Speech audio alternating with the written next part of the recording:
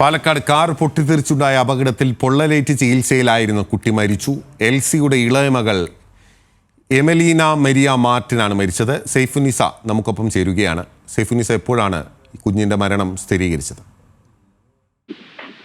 ബിനിൽ പോത്തൻ 2:25 ആശുപത്രി അധികൃതർ ഈ കുട്ടിയുടെ മരണം സ്ഥിരീകരിച്ചത്. പിന്നീടാണ് ആശുപത്രി അധികൃതർ ഇക്കാര്യം സ്ഥിരീകരിച്ചതായി അല്പസമയം മുമ്പാണ് അറിയിക്കുന്നത്.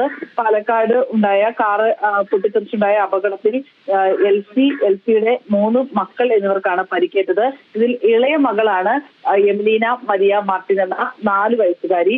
ഇന്നലെ രാത്രി തന്നെ പാലക്കാട് നിന്ന് എറണാകുളം മെഡിക്കൽ സെന്റർ ആശുപത്രിയിലേക്ക് എമലീനയെയും ഒപ്പം തന്നെ സഹോദരൻ ആൽഫ്രഡിനെയും അമ്മയെയും രാത്രി മാറ്റിയിരുന്നു. പുലർച്ചയോടുകൂടി മൂത്ത സഹോദരി അലീനയെയും മാറ്റിയിരുന്നു. ഗുരുതരാവസ്ഥയിലാണ് എന്ന് നേരത്തെ തന്നെ വിവരമുണ്ടായിരുന്നു. ആശുപത്രി അധികൃതരും ഒപ്പം തന്നെ കുട്ടികളെ കൊണ്ടുവന്ന ആംബുലൻസ് ഡ്രൈവർമാരടക്കം നമ്മളോട് പ്രതികരിച്ചിരുന്നു. ഈ കുട്ടിയുടെ ആരോഗ്യനില വളരെ ഗുരുതരമാണ്, 90%-ലേറെ പൊള്ളലുണ്ട് എന്നുള്ളത് പറയുകയും ചെയ്തിരുന്നു.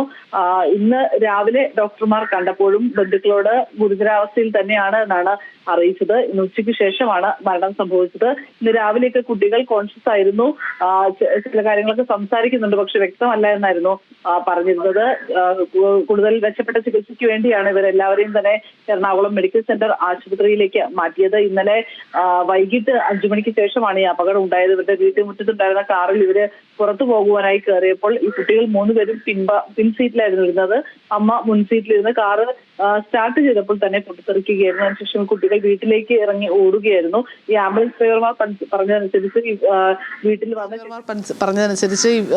വീട്ടിൽ വന്ന ശേഷം വീട്ടിൽ നിന്നാണ് ഈ കുട്ടികളെ ആശുപത്രിയിലേക്ക് കൊണ്ടുപോകുന്നത്. അപ്പം തന്നെ വളരെ ഗുരുതരമായ ഒരു അവസ്ഥയിലായിരുന്നു. കുട്ടികളുടെ ആസകലം പൊള്ളലേറ്റിട്ടുണ്ടായിരുന്നു.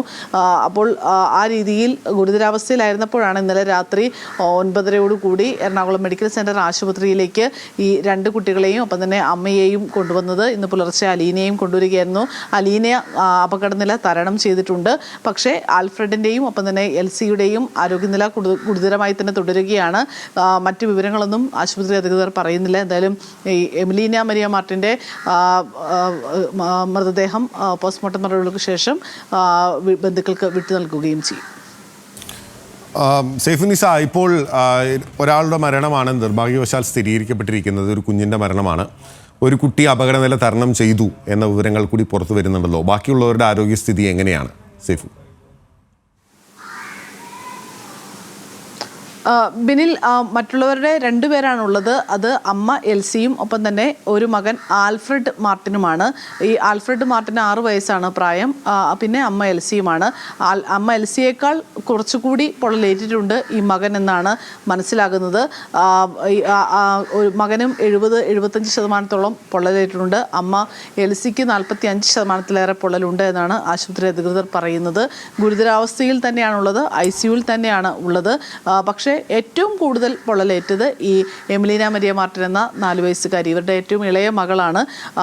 ഈ മകൾക്കാണ് ഏറ്റവും കൂടുതൽ പൊള്ളലേറ്റുകയും ചെയ്തത്. ഇവരുടെ ഒരു ദുരിതാവസ്ഥ എന്ന് പറയുന്നത് 1.5 മാസം മുമ്പാണ് ഈ കുട്ടികളുടെ അച്ഛൻ, അതായത് എൽസിയുടെ ഭർത്താവ്, അർബുദ രോഗത്തെ തുടർന്ന് മരിച്ചത്. അതിനുശേഷം എൽസി കുറച്ച് നാൾ അവധിയിലായിരുന്നു.